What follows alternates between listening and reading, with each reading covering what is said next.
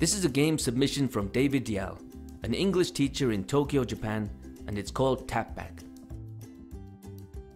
This is a game for small groups. It works best for kindergarten students and older. You'll only need a balloon. Here's how to play. Inflate a balloon. Line up all the students in front of you. Lightly tap the balloon towards the first student and ask a question as you do. The student taps the balloon back as they answer, then goes to the end of the line. Repeat with the next student and so on until the balloon touches the ground, or as you like. It's a good idea to practice the questions before you play, and I would definitely establish a course for the students to travel to the end of the line. The AGO giveaway winner will be announced on July 1st, 2018. Winners are decided by which video gets the most views, likes and comments across all our media platforms over a 10-day period. That was easy.